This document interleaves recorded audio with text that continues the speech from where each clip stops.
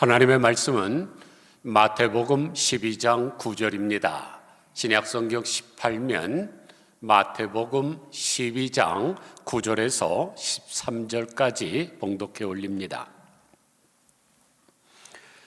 거기에서 떠나 그들의 회당에 들어가시니 한쪽 손 마른 사람이 있는지라 사람들이 예수를 고발하려 하여 물어 이르되 안식일에 병 고치는 것이 옳으니까?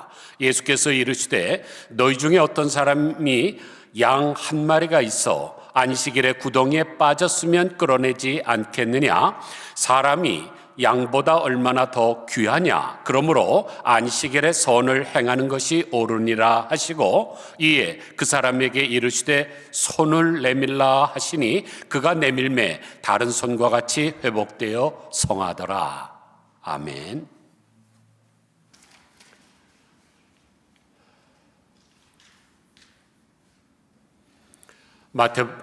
요한복음 1장 14절에 말씀이 육신이 되어 이것을 우리가 성육신이라고 부르죠. 우리 가운데 거하심에 우리가 그의 영광을 보니 아버지의 독생자의 영광이요 은혜와 진리가 충만하더라 그랬습니다.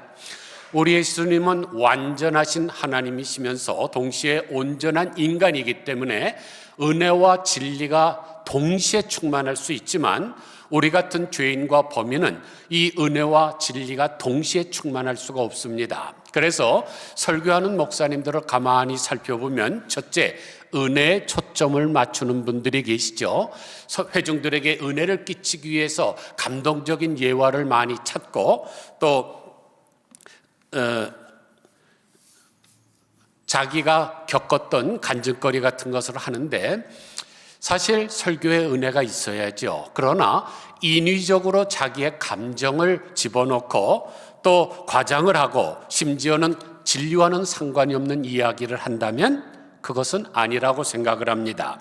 어차피 은혜를 주시는 분은 하나님이시지 인간이 아니기 때문입니다. 그래서 두 번째 부류의 목사님은 진리에 초점을 맞추는 분들입니다. 누가복음 1장 1절을 보면 우리 중에 이루어진 사실에 대하여 처음부터 목격자와 말씀에 일꾼된 자들이 전하여 준 그대로 내력을 조술하려고 붓을 든 사람이 많은지라 그 모든 일을 근원부터 자세히 미루어 살핀 나도 데오빌로 각하에게 차례대로 써보내는 것이 좋은 줄 알았노니 이는 각하가 알고 있는 바를 더 확실하게 하려 함이라 그랬습니다. 역사가이면서 의사였던 누가가 지금 데오빌로라고 하는 사람, 각하라는 것을 볼 때 굉장히 높은 관직에 있는 사람이 알고 있는 사실을 더 정확하게 알기 위해서 모든 근원부터 살핀 것처럼 저도 두 번째 부류의 목사라고 생각을 합니다. 그래서 오늘도 근원부터 살펴보도록 하겠습니다. 오늘 우리는 대림절 두 번째 주일을 맞이했는데 대림절이란 성탄절에서 거꾸로 계산해서 4주간을 가리킵니다. 그런데 교회력은 대림절로부터 시작을 합니다. 왜냐하면 예수님의 탄생 없이 그 모든 것은 다 무효이기 때문에 그렇죠. 그래서 예수님의 탄생과 사역, 순환과 죽음 그리고 부활과 재림을 통해서 완성된 우리 구원의 역사를 매년 재현하는 것입니다. 대림절은 주후 4세기경 초대교회 때 예수님의 성탄을 축하하고 감사하는 성탄절을 준비하기 위해서 시작됐습니다. 그런데 7세기 후반에 이르러서는 예수 그리스도의 초림뿐만이 아니라 그리스도의 재림을 기다리는 절기로서의 의미가 추가됐습니다. 그래서 그때부터 대림절은 단순히 성탄절을 준비하는 기간에서 더 나아가서 세상 끝날에 다시 오실 예수 그리스도를 소망하는 절기로 발전을 한 거죠. 그래서 대림절을 다른 말로 대강절 또는 강림절이라고도 합니다. 그런데 대림절을 영어로 뭐라 그럽니까? 아시는 분 계세요? 대림절, 어드벤트 그러죠. 그런데 이 어드벤트라는 단어는 어드벤투스라는 라틴어에서 왔습니다. 그런데 이 어드벤투스는 로마 황제의 주기와 관련이 있습니다. 새로운 황제로 등극을 하게 되면 이 황제는 자기가 다스리고 있는 모든 속국에 자기를 그곳을 찾아갑니다. 그것을 어드벤투스, 히스 어드벤트라고 하는 거죠. 그러니까 기독교를 그렇게 핍박을 하던 로마 제국이 개벽이 되어서 이제 그 기독교가 로마의 국교가 되자 예수 그리스도만이 진정한 주님이시요 역사의 주관자이신 황제라고 고백한 것입니다. 이에 교회는 황제의 왕님을 뜻하는 어드벤투스를 구세주의 오심, The coming of our Savior이라고 사용하게 된 것입니다. 신약성경의 관점에서는 이미 오신 예수님과 더불어서 이제 앞으로 오실 예수님, already born yet, 것을 통해서 이제 오실 주님을 맞이하는 절기로 경축하고 있는 것입니다. 사랑하는 성도 여러분, 여러분은 이미 오신 예수님을 얼마나 감사하면서 또 다시 오실 예수님을 얼마나 고대하고 계십니까? 대림절이 되면 여러분이 꼭 기억하셔야 될 게 있습니다. 우리 교회, 비록 우리가 빌려보긴 하지만 이 교회가 얼마나 아름답고 좋습니까? 특별히 이 장식을 여러분이 기억하셔야 됩니다. 지금 대림절에는 이렇게 둥글게 된 화환에 5개의 초가 있습니다. 화면에서 보시듯이 원래 성탄절 추리 같은 나무로 푸른색 가지로 화환을 만드는 것인데 이 루터 교회에서는 왜 이렇게 했냐면은 황금은 왕을 상징하기 때문에 그렇습니다. 그래서 황금색 화관을 만들어 놓고 5개의 촛불이 있는데 이 둥근 화환은 시작도 끝도 없는 영원하신 하나님의 사랑을 나타냅니다. 그래서 계속 도는 거죠. 그리고 초는 어두운 세상에 빛으로 오신 예수님을 상징합니다. 그런데 가만히 보면 5개의 초가 있는데 3개의 보라색 초, 1개의 분홍색 초, 하나의 큰 하얀색 초가 있습니다. 지난주가 대림절 첫 번째 주일이었는데 그러면 첫 번째 보라색 초를 킵니다. 첫 번째 초는 소망을 상징합니다. 그리고 오늘과 같이 대림절 2번째가 되면 보라색 초를 또다시 켜는데 그것은 평화를 상징합니다. 3번째 주일에는 보라색 초에 불을 붙이는데 사랑을 상징합니다. 그러니까 소망과 평화와 사랑을 나타내는데 다시 동방박사 3사람을 상징을 합니다. 그리고 이제 성탄절 전야가 되면 이 분홍색 초에 불을 붙이게 되는데 성모 마리아를 상징을 합니다. 그리고 그것은 기쁨을 상징하는 거죠. 예수님의 탄생 기사를 들었던 마리아가 너무나 기뻐서 찬양하는 것을 상징을 합니다. 그리고 마침내 성탄 주일이 되면 가운데 있는 높은 큰 하얀색 초에 불을 붙이는데 바로 예수 그리스도시십니다. 그것은 빛으로 오신 예수님을 상징하지요.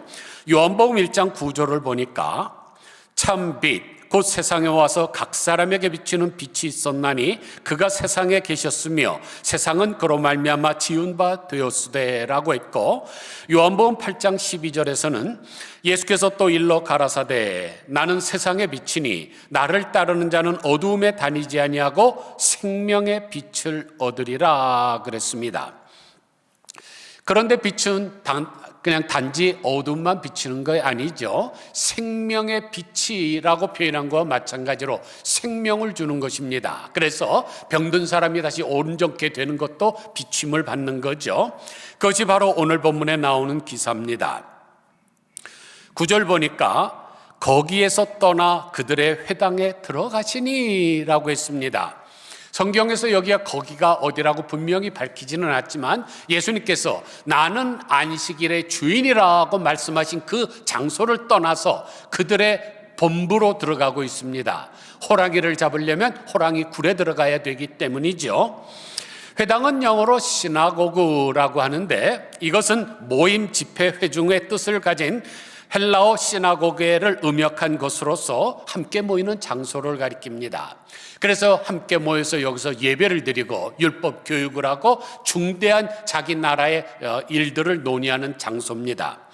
이 회당은 주전 6세기에 바벨론 제국에 의해서 이스라엘 나라가 멸망하고 예루살렘 성전이 회파되고 불탐으로 말미암아 동물 제사 제사를 드릴 수 없는 상황에서 대안으로 만든 곳입니다. 그런데 10절을 보니까 그 회당에 한쪽 손 마른 사람이 있었다 그럽니다. 여기서 손 마른 사람이란 뇌의 질환으로 오는 중풍병을 말하는 것이 아니라 피가 순환되지 않아서 근육 기능이 상실된 사람을 가리킵니다. 열왕기상 13장 4절을 보면 여로보암 왕이 하나님의 사람이 베델에 있는 제단을 향하여 외쳐 말함을 들을 때 제단에서 손을 펴며 그를 잡으라 하더라. 그를 향하여 편 손이 말라 다시 거두지 못하며 그랬습니다. 여로보암이라고 하는 악한 왕이 하나님의 사람이 베델을 향하여 책망을 할 소리를 하니까 화가 나서 저를 체포하라 그러면서 손을 내밀었는데 그 손이 딱 굳어버리고 거둬지지 않은 것, 이게 바로 손 마른 사람의 모습입니다. 그런데 오늘 본문과 병행구인 누가복음 6장 6절을 보면 또 다른 안식일에 예수께서 회당에 들어가서 가르치실세 거기 오른손 마른 사람이 있는지라 그랬습니다. 이스라엘 사람들은 왼손을 별로 잘 안 씁니다. 특별히 사사기에 보면 왼손잡이 에훗이라는 표현을 쓰듯이 그건 별로 좋은 의미가 아닙니다. 부정적이고. 그래서 대부분 다 오른손을 쓰기 때문에 여기 오른손이 말랐다고 하는 것은 별로 필요 없는 거, 잘 사용하지도 않는 몸이 아니라 가장 중요한 것이 말라 비틀어졌다는 의미입니다. 그런데 천주교에서 사용하는 성경을 우리가 벌게이트라고 부릅니다. 성자 제롬이 번역한 성경인데 이 벌게이트에는 이 사람의 직업이 석공이라고 되어 있습니다. 보통 교회를 다니는 사람들에게 예수님의 직업이 뭐냐? 그러면 99%가 목수라고 이야기를 할 것입니다. 성경에 목수라고 번역이 된 부분도 있긴 하지만 그렇게 굳어진 데에는 킹 제임스 버전의 영향이 큽니다. 우리가 잘 알듯이 영국의 킹 제임스가 명령을 내려서 성경을 영어로 번역을 했는데 그 성경을 KJV, 킹 제임스 버전이라고 부르지 않습니까? 그런데 킹 제임스가 다스리던 시절 영국의 건축 재료는 90%가 나무였습니다. 영국은 안개도 많이 끼고 비도 많이 오니까 나무가 잘 자라죠. 그러니까 못을 질 때 90%가 나무로 졌습니다. 그러나 성경시대의 이스라엘 사람들의 건축 재료는 90%가 돌이었습니다. 그러므로 예수님께서 만약 목수였다면 일거리를 찾기가 힘들었을 것입니다. 사실 목수라고 번역된 테크톤이라는 단어는 목수라고 번역이 되기도 하고 석공이라고 번역이 되기도 하고 가구쟁이라고도 번역이 되고 제일 중요한 것은 건축가라는 의미입니다. 사실 이스라엘은 우리가 가봤듯이 황량한 사막입니다. 그냥 우리나라 1960년대 때 모두가 다 벌목해서 나무를 떼었기 때문에 민둥산이 된 것처럼 그냥 초록색 부분이 거의 없습니다. 그런데 무슨 목수가 그렇게 많이 필요하겠습니까? 그래서 예수님께서 비유로 말씀하실 때 속으로 아브라함이 우리 조상이라고 생각하지 말라. 내가 너에게 이르노니 하나님이 능히 이 돌들로도 아브라함의 자손이 되게 하시리라 그랬습니다. 그런데 하나님이 아브라함에게 약속하실 때 너희 후손이 어떻게 되겠다 그랬습니까? 창세기 22장 17절을 보니까 하늘의 별과 바닷가의 모래와 같이 무수하게 되겠다 그랬죠. 그러니까 이 돌들로도 아브라함의 자손이 되게 하겠다는 말은 이스라엘에 그렇게 돌이 많다는 거죠. 그래서 베드로전서 2장 7절을 보면 그러므로 믿는 너희에게는 보배이나 믿지 아니하는 자에게는 건축자들의 버린 그 돌이 모퉁이의 머릿돌이 되고 또한 부딪히는 돌과 걸려 넘어지게 하는 바위가 되었다 하였느니라 그랬습니다. 그러므로 예수님께서도 석공이었을 가능성이 훨씬 더 높습니다. 그런데 석공은 뭘 하는 사람입니까? 돌을 쪼고 다듬고 깎아서 먹고 사는 사람이죠. 그런데 인간이 동물들과 가장 다른 특징은 이 손을 쓰는 것입니다.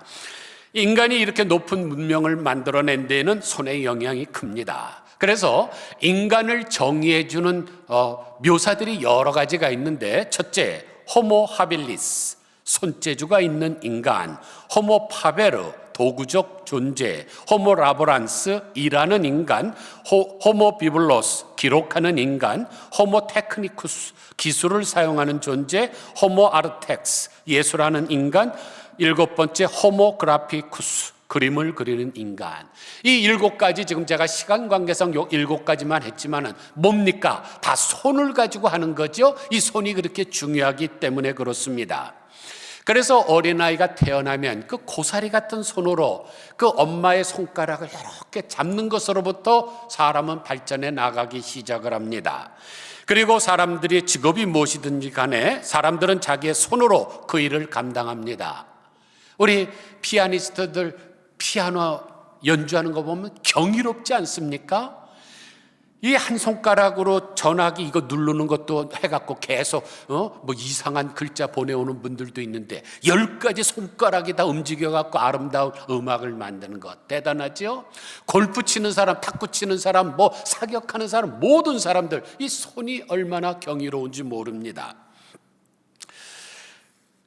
사람의 뇌는 손가락 끝에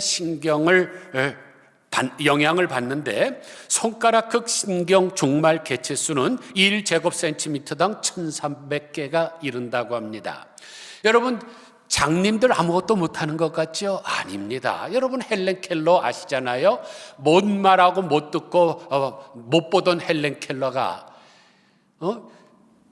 20세기의 영웅이 2차 세계대전 영웅이었던 윈스턴 처칠이 우리 시대의 가장 위대한 여성이라고 칭송을 했던 여자. 안 보여도요, 이 손가락으로 못하는 게 없습니다. 요 손끝에 이 예민한 그 말초신경이 있기 때문에 그것으로 다 세상을 보고 사는 거죠. 손은 문학의 세계에서도 중요한 입지를 차지하는데, 여러분, 다루기 쉬운 이라는 단어가 영어로 뭡니까? 다루기 쉬운. 핸디, 그러죠? 또 뭘 이렇게 다룬다 그럴 때 핸들이라 그래요. 심지어 저같이 잘생긴 남자를 핸드썸, 그러죠? 핸섬. 모두가 다 핸드라는 손에 다 연관이 있습니다. 또 문학 표현에서 제유법이 중요한데 사물의 일부분으로 그 사물의 전체를 표현하는 수사법이기 때문입니다. 일례로 해군에서 전원 갑판에 집합 그럴 때 영어로 뭐라 그럽니까? All hands on deck 그럽니다. 지금 모든 군인들은 몸뚱어리를 갖고 집합하라 그랬는데 손들이라고 표현합니다. 이게 제유법이죠. 손은 우리의 몸 전체를 나타내는 것입니다. 그러므로 이 사람이 손이 말랐다고 하는 것은 온몸이 마른 것과 다름이 없습니다. 아무 소용이 없는 몸이기 때문이죠. 그런데 근대 역사학의 아버지라는 위대한 별명을 가진 분이 계십니다. 레오폴드 폰 랑케라는 신학자인데, 이분은 엄밀한 사료 비판에 기초를 둔 근대 사학을 확립한 독일의 사학가입니다. 그래서 역사를 서술할 때 원사료에 충실하면서 사실을 객관적으로 기술하는 것을 중시하였고, 이를 바탕으로 하여 역사학의 독자적인 연구 시야를 개척했다는 점에서 현대 역사학의 아버지라고 부릅니다. 그런데 이분의 견해에 따르면 이 오른손 말랐던 사람이 원래 그 회당에 있던 것이 아니라 이 바리새인들이 예수님을 힐난하고 함정에 빠뜨리기 위해서 끌고 그 자리에 온 거죠. 그래서 바리새인들은 그 사람을 이용해서 예수님을 고발하고자 도발적인 질문을 합니다. 안식일에 병 고치는 것이 옳으니까. 지금 이것이 자비로운 일입니까 아닙니까를 따지는 것이 아니라 합법적이냐고 묻고 있습니다. 지금도 그런 사람들이 많이 있죠. 선한 일이냐, 이것이 하나님이 기뻐하시는 일이라는 관심이 없습니다. 인간들이 만들어 놓은 규율과 이 법례 이런 게 합당하느냐고 따지는 사람들이 많습니다. 지금 한국의 정치가들 보면 아시지 않습니까? 전통적으로 유대인들은 안식일이라 할지라도 만약 사람의 목숨이 위태롭다면 의사는 그 사람의 병을 치료할 수 있다고 여겼습니다. 그런데 문제는 어느 정도의 위태로운 상태냐, 이게 문제입니다. 여러분, 오징어가 어떻게 생겼습니까? 어떤 사람에게 하면은 오징어는 삼각형 두 개의 젓가락같이 이렇게 생긴 게 있다. 그러지만 어떤 사람은 오징어는 일직선이다, 이렇게 얘기할 수 있어요. 왜냐하면 평면도로 보면 그렇지만 측면도로 보면 다르기 때문에 그렇습니다. 어느 정도의 위급한 상황이 치료할 수 있느냐, 이건 사람마다 견해가 다릅니다. 그런데 지금 이 사람은 이미 오른손이 말랐고 그 다음에 촉각을 다퉈서 치료를 받아야 할 만큼 생명이 위급하지 않다고 판단을 했기 때문에 안식일에 고치면 안 된다고 예단을 한 거죠. 그러나 사랑을 강조하신 예수님은 그 손마른 사람을 고쳐주실 것이고 안식일에 일반 환자를 고치는 것은 분명히 위법이라고 예단을 해서 합법성을 따지고 있는 것입니다. 그런데 예수님은 바리새인들의 그 칼날 같은 공격을 어떻게 반응하셨나요? 11절 보세요. 너희 중에 어떤 사람이 양 한 마리가 있어 안식일에 구덩이에 빠졌으면 끌어내지 않겠느냐? 사람이 양보다 얼마나 더 귀하냐? 그러므로 안식일에 선을 행하는 것이 옳으니라. 예수님은 이 안식일에 관한 규정, 유대인의 지혜서라고는 탈무드에 기록된 것을 이미 알고 계셨습니다.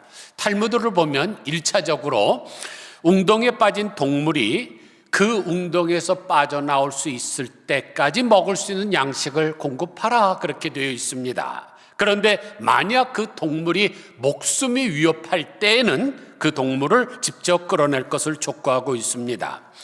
같은 맥락에서 예수님은 만일 안식일에 동물에게 선을 행하는 것이 허용된다면 하나님의 형상을 따라 지으심을 받은 사람에게 자비를 베푸는 것은 더욱 큰 의로운 처사라고 말씀하시는 것입니다. 그래서 안식일의 주인이신 예수님은 안식일에 선을 행하는 것이 옳다고 유권 해석을 내립니다.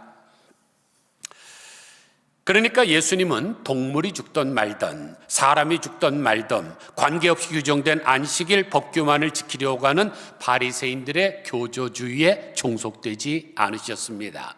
교조주의란 종교상의 교의나 교조로서 세상의 사상을 설명하는 태도를 말하는데 중세시대의 스콜라 철학이 그 대표적인 것입니다. 그러나 예수님께서는 적극적인 의미에서 선을 행하라고 말씀하십니다. 예수님은 안식일을 기억하여 거룩하게 지키라 하는 십계명의 율법의 본질이 선을 행하는 사랑이었음을 강조하셨습니다. 그래서 오늘 본문에서 예수님께서 강조하신 선은 바로 오른손 마른 사람의 그 연약한 손을 고쳐주는 일과 연동이 됩니다. 그러니까 안식일에는 아무 일도 하지 말아야 된다고 잘못 가르치고 있는 바리새인들의 율법주의의 고착화를 철폐하신 것입니다. 우리 예수님은 오른손이 마른 석공, 여러분 무슨 화가라면 그냥 한 손으로 그림을 그릴 줄 모르겠습니다. 소설가라면 한 손으로 글을 쓸 줄 모릅니다. 그러나 석공은 오른손이 마르면 아무것도 못합니다. 왜냐하면 정을 잡아야 그걸 망치로 때려서 쪼는데 한 손이 마르면 아무것도 할 수가 없는 상황이죠. 그러면 어떻게 될까요? 가족을 어떻게 부양을 합니까? 그러면 자기뿐만 아니라 가족들의 생명까지 위험한 상황 속에서 예수님께서는 그를 사랑으로 돌봐주십니다. 그게 바로 선이죠. 그래서 예수님은 그 사람을 향해서 손을 내밀라 명령을 합니다. 그랬더니 아무런 다른 여하를 막론하고 손을 그 자리에서 내밀었습니다. 순종한 거죠. 그랬대 말씀대로 순종했더니 그가 성하게 됐습니다. 우리 기독교 신앙의 최고봉은 뭘까요? 헌금 많이 하는 것입니까? 봉사 많이 하는 것입니까?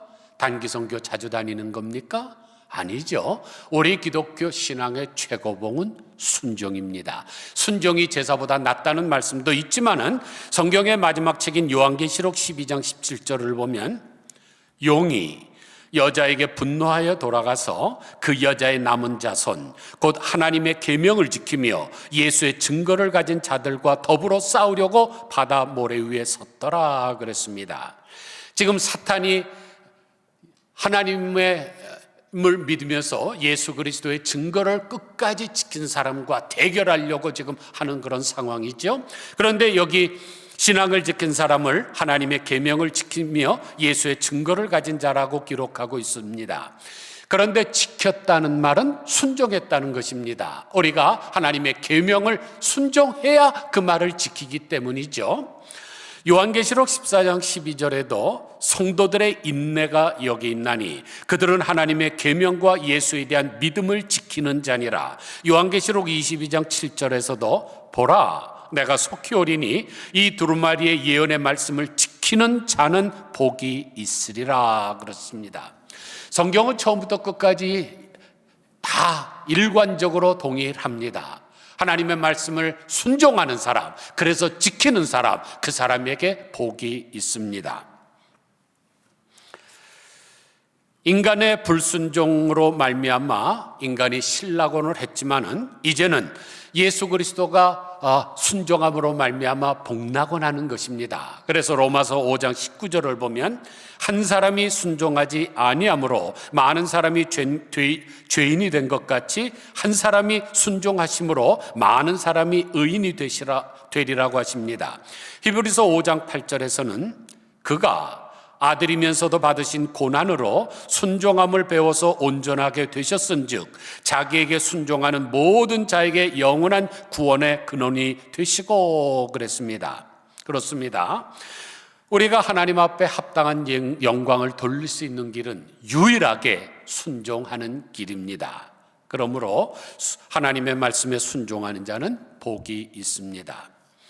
사랑하는 성도 여러분, 혹시 여러분의 삶 속에 말라 오그라진 것 있습니까? 여러분의 마음이나 여러분의 몸이나 뭐든지 상관이 없습니다. 그때 주님께서 내 손을 내밀라, 그때 내밀으시면 여러분의 온 생애가 온전하게 회복되실 것입니다. 아무쪼록 대림절을 맞이해서 만왕의 왕 만주의 주이신 황제의 방문을 기쁘게 영접하시고 그분이 명령하시는 바에 절대적으로 순종하심으로 말미암아 삶이 온전해지시기를 주님의 이름으로 간절히 축원드립니다. 기도하겠습니다. 하나님 아버지, 엿새 동안 계속 끊임없이 지속되는 딸꾹질로 많이 힘들었는데 말씀을 증거할 때 주께서 멈추게 해주셔서 참 감사합니다. 하나님 아버지, 어드벤투스, 그 황제의 방문이라는 단어에서 구세주의 오심 어드벤트가 왔고 그것을 우리가 대림절이라고 하는 두 번째 주일을 맞이했습니다. 하나님, 저희가 참 좋은 교회에서 예배를 드림으로 말미암아 교회에 좋은 장식들이 있는 것이 저희들의 영혼에 도움이 됩니다. 하나님, 이것을 바라볼 때마다 이것들이 주는 상징을 잘 기억할 수 있게 하시고 하나님의 말씀에 순종하며 살아갈 수 있도록 도와주옵소서. 이런 방구도 없이 손을 내밀라 그럴 때 내가 왜 내밀어야 됩니까? 뭐 어떻게 내밉니까? 아무 말 안 하고 손을 내밀자. 그가 온 몸이 다 성해진 것과 마찬가지로 주님이 말씀하시면 전적으로 순종하는 저희들 되게 하여 주옵소서. 황제의 말을 듣지 않는 사람은 반역이고 그 사람은 영벌을 받을 수밖에 없는 것을 우리가 잘 압니다. 하나님 아버지, 주님의 말씀에 순종함으로 정말로 복된 성탄절을 맞이하게 하옵소서. 예수 그리스도의 거룩하신 이름으로 간절히 기도드리옵나이다. 아멘.